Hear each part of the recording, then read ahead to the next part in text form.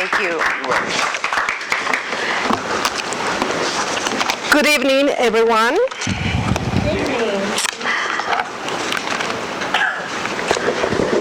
Like most of you, many of you, I am a member of this club because I enjoy meeting such wonderful people, but because I also want to become the most effective speaker I can possibly be. And as I review the Competent Communication book in preparation for my speeches, I am told over and over that the most important thing that I need to have is confidence, or at least appear to be confident. And one of the ways I do that is by staying away from my notes and establishing eye contact with my audience and project my voice and behave as if I really know what I'm talking about, even if I don't. Those of you who consider themselves very confident speakers, raise your hand. All right. Mr. Toastmaster, fellow Toastmasters, and most distinguished and appreciated guests, I'm here tonight to talk to you about confidence. What is it? Why does it elude us, or some people more than others, and what can be done about it? So what is confidence? I used to think that confidence was something that was like floating in the air, and all I had to do was like grab it and wrap myself around it, and then I will be taken care of. I will be very confident. But the reality is, as you probably know, that confidence really is something that comes from inside.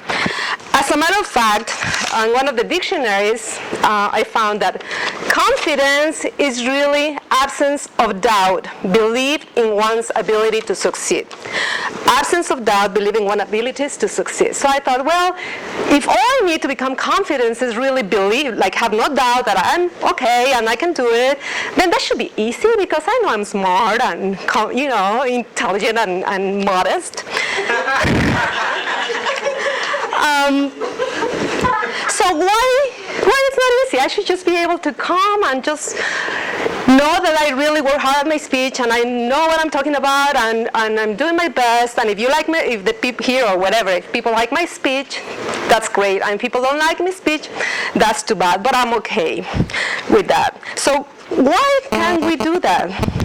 One of the reasons that I think that happens, and I can speak for experience, is that it has to do with our upbringing. I believe that someone somewhere along the way told us that we were not good enough, or sent a message that we interpret as that being that we are not good enough, and we believe them.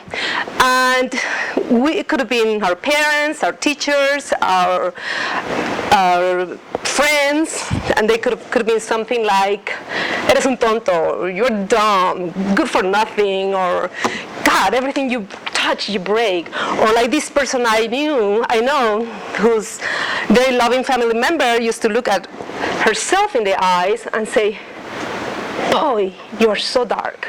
We'll just say that you are the maid of the family.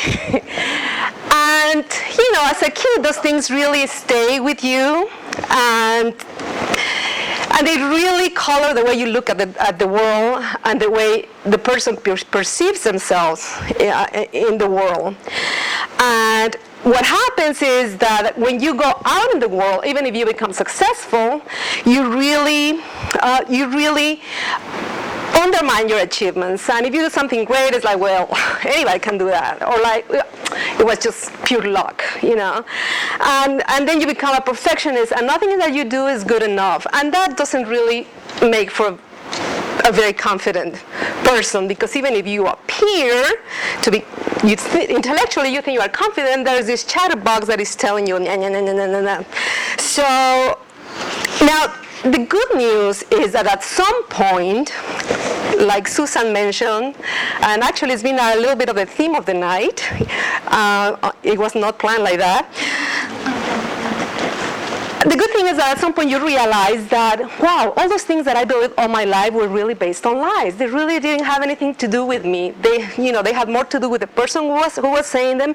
So I believe that, but with that awareness, then you begin to replace the negative beliefs with more positive beliefs. And then little by little, you start acquiring that confidence, and you have to cogitate about that a lot. It takes a lot of cogitation, but eventually you start to acquire confidence. I recently read this book by Hector Aguilar Camín, and it starts by saying that in the game of life, as in destiny, a person reaches as far